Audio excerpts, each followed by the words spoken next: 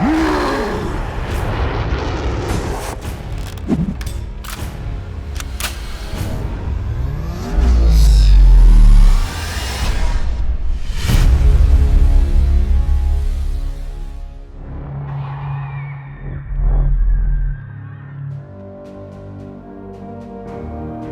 I have a great job, and I love being an editor because I get to see the movie from every perspective, and I don't know how many jobs there are that allow you to do that other than director. I think that says a lot about how important editing is in the process. I get to see usually a little bit of pre-production. I get involved with the script usually before the movie's been shot. I get to read the script and give comments on it. Then I'm there for pre-production a little bit. During production, I see the movie as it's being shot. I'm on set. I get to watch the director work with the actors. But then when the whole crew goes home after the movie's wrapped, I'm still on the movie. I get to see what happens in the editing room as we cut the movie together. I get to hear him talk to the composer. I get to watch the visual effects artist work. I get to manage the sound crew and mix the movie, which is my favorite part. And then I get to deliver the film and then go to the theater and watch it with an audience. And I have seen that movie from when it was just a dream in somebody's head to when it's in front of an audience, and it's pretty fun. Here with the mission, sir? Trying to get me back in the world? Trying to save it. Working at Marvel's really great. I've been totally blessed to get involved with these guys because they are really a filmmaker studio, and they think like filmmakers. Kevin Feige, who runs the studio, he's a filmmaker. He's a studio executive, but he's also a filmmaker, and he's really smart. It's great taste, and he's really the person who kind of oversees the franchises, but also there's overarching story arcs that move from film to film, as we saw with the lead up to Avengers. And I think that having someone like that that's guiding the process, it makes it easy for us because we approach them just each film as its own unique film.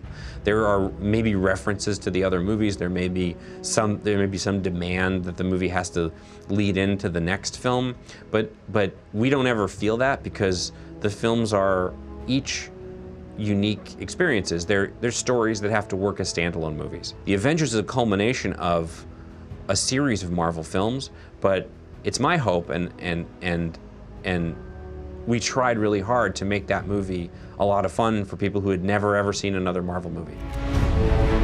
What are you asking me to do? It's called the Avengers Initiative.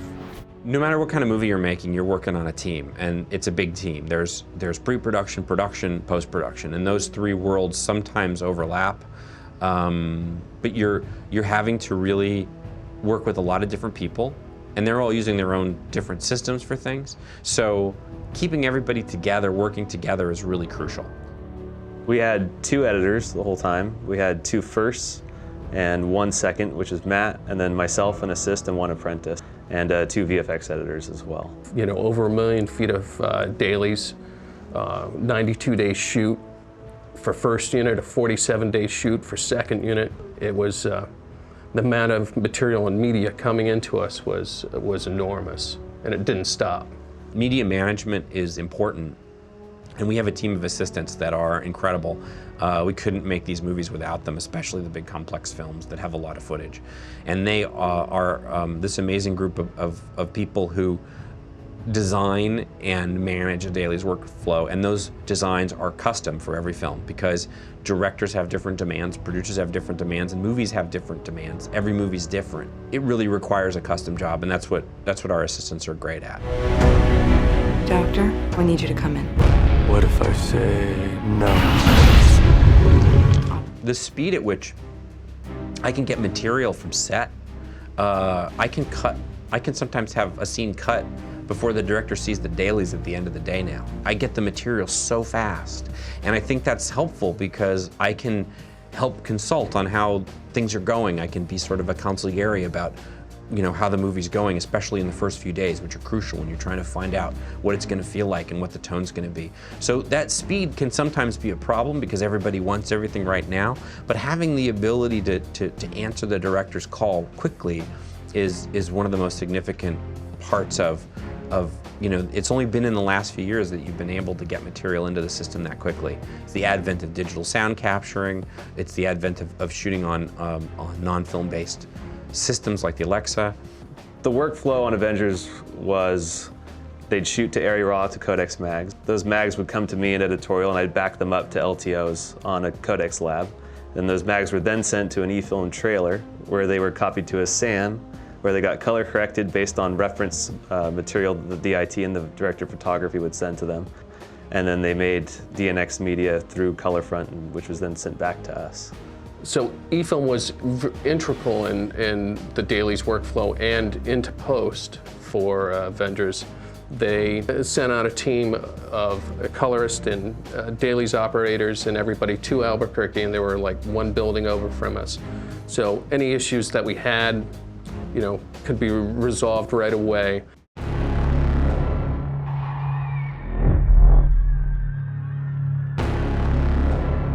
War has started. Robin really kind of, on Avengers, was the kind of go-to guy. So we would go and have meetings with eFilm and work out the workflow and the, you know, the color and the sound and how everything was going to come back to us. I was fortunate enough to get into Photochem Next Lab right at the time that Red and all these cameras were becoming very popular, so I got a whole bunch of time to do R&D, and I got to go from the ground up and learn these cameras and the workflows as they were being developed. So I spent 2.5 years doing that before I ever became an assistant editor. It's integral to set that up from day one and have the right workflow, because it could just fall apart real easy, and if it starts unraveling, it's really hard to go back, especially with the time pressure that you're under. I'm finding that a lot of the things that post houses used to do are slowly making their way into the editorial room. You'll find a lot of shows these days that are processing their own dailies with assistant editors that they don't even use a post house for. For instance, I was doing the VFX reference pulls on Avengers. We pulled almost 1 million frames just in-house. I mean, I'd feed it in EDL and just let it do its thing, you know? One of the great things about the Avid and nonlinear editing in general is you can have everything that was shot at your fingertips at every moment. It's every visual effects iteration, every shot that was shot on production, all of the dialogue that was recorded on every microphone. I mean, it's a massive amount of material that we have to manage, and it's all available to the editor at all times. I mean, we were very meticulous about the way we handled data. Everything was on encrypted drives for security. Everything was backed up to several different places, including 2 SANs and 2 sets of LTOs, making 4 LTOs total. There wasn't one frame that was lost on this entire movie, and we shot, I think, almost 200 terabytes of very raw, at least, was my final count near the end. And countless hours of 5D and tons of film, too.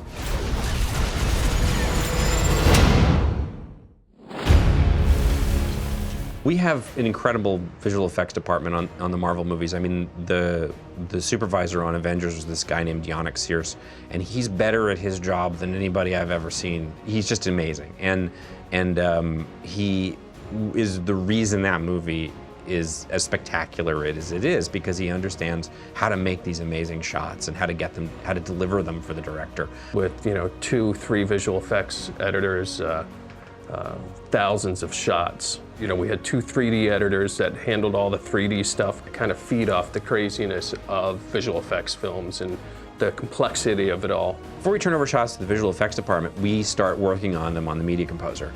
It allows you really powerful compositing tools. It allows you to do really complex tracking, stabilize shots. I mean, you'd be shocked some of the complex effects that they pull off just so the director can get a basic idea of what it's eventually going to look like.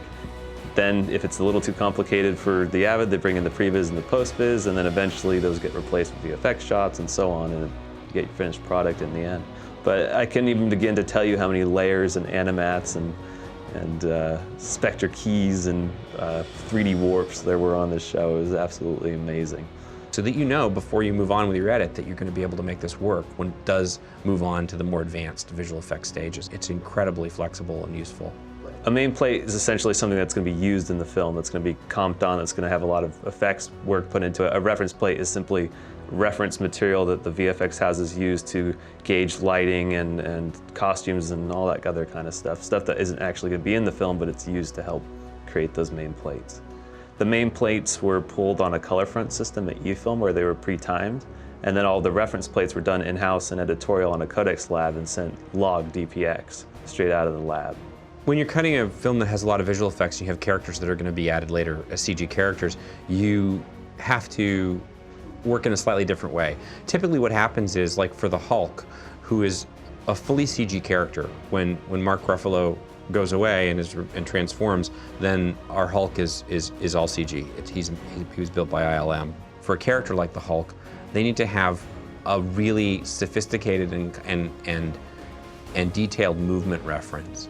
And for this film, we wanted that to be Mark Ruffalo. We wanted Mark to perform the motion capture so that the Hulk's movements, his body language, all those fractal things that you can't really define, still feel like Mark. And we were able to get him to do it. So his facial expressions, his movements and so forth, those are derived from Mark Ruffalo's performance. And I cut those with Joss and made decisions about those just the way I would make the decisions about the performance of any actor with the director. We wanted to be involved in choosing the performances that created that visual effect. So, like I said before, it's really not any different than editing anything. You're editing performance. That performance is being attached to a really complex digital image that turns into a digital character, but the movement and the authenticity of the movement and the facial expression, that's the director and I making those decisions and sending it on to the visual effects department. So it's really editing at every level. Guys, I'm bringing the party to you.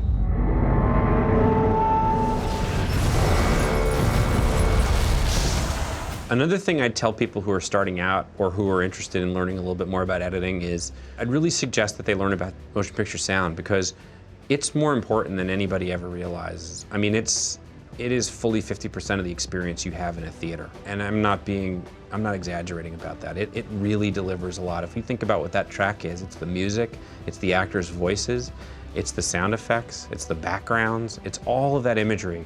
And you can have a beautiful looking movie, but I find too that audiences are much more forgiving of a disparity between visual shots. If two shots don't quite fit together, they won't notice, but if a sound is interrupted, they'll feel like something is profoundly wrong. I mean, sound is a huge part of cinema, and I really love motion picture sound, and mixing the movie is one of my favorite parts of the process.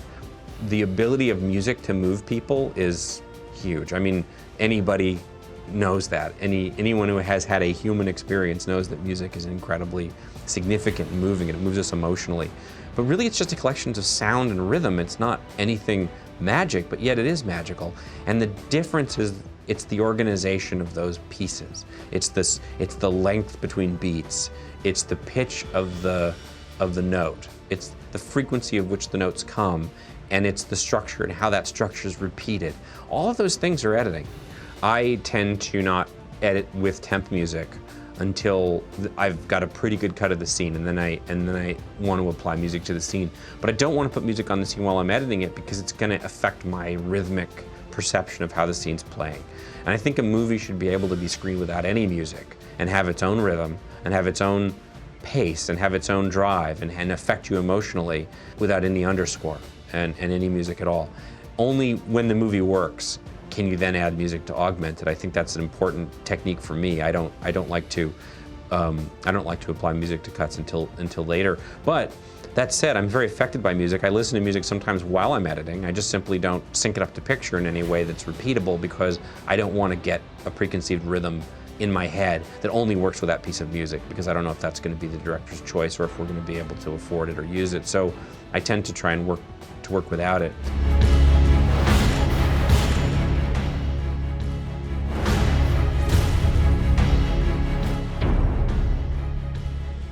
Maybe the single most important thing that's happened since the advent of nonlinear editing is DNx36, which is this high definition resolution.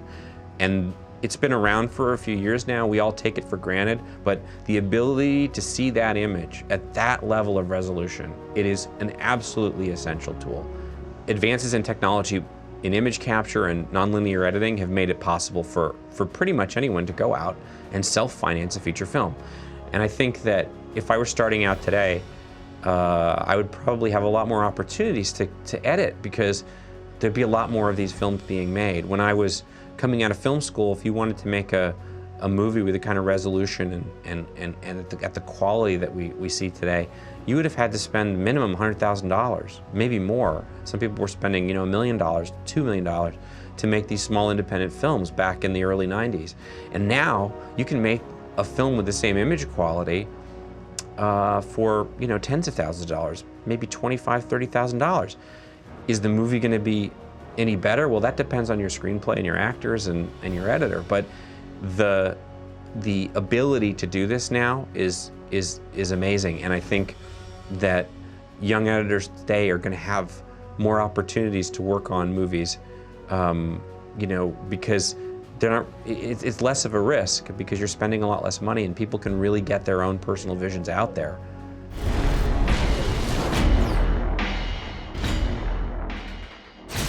Apparently I'm, volatile, self-obsessed, and don't play well with others. Well, I think if you want to edit motion pictures, narrative feature motion pictures, you gotta understand acting. You have to take an acting class. You gotta learn how actors work. The more you know about performance and how performance art is created by that actor, the better you're gonna be, because those guys are doing something that's craft. They're working. They're not just movie stars, they're really talented craftspeople. They come in and they do their job, and it's job, and there's a technique, and you can learn it, and you can do it too. But I'm never gonna be a good actor. I don't have it in me, I don't have that talent. But when I watch these guys work, I can see how they're working. I can understand their process a little bit more if I know a little bit about how they learned how to do what they do. So I encourage everybody to take an acting class. It's a lot of fun. You're gonna learn a lot about yourself. It's actually something you can use in your life, because acting is simply, finding ways to express your emotions and finding ways to get your point across. It's communication. People have been doing it for as long as there have been people. So it's a great thing to learn, and I highly recommend it. The other thing I would say is you gotta learn screenwriting. If you don't know screenwriting, you cannot be an editor, period. Don't do it. Don't go in the room because you're not really qualified. You need to understand film structure. You need to understand how screenplays are created and how they're assembled. Because before the movie is edited, it is written. When you are editing the movie, you're essentially rewriting the movie. If you don't understand the fundamentals of film structure, if you don't understand how a writer approaches material, you're not going to be particularly helpful, because at the end of the day, what you're trying to do is deliver the audience a great screenplay with incredible acting. So you need to know how to make a great screenplay, and you need to know how to get great acting.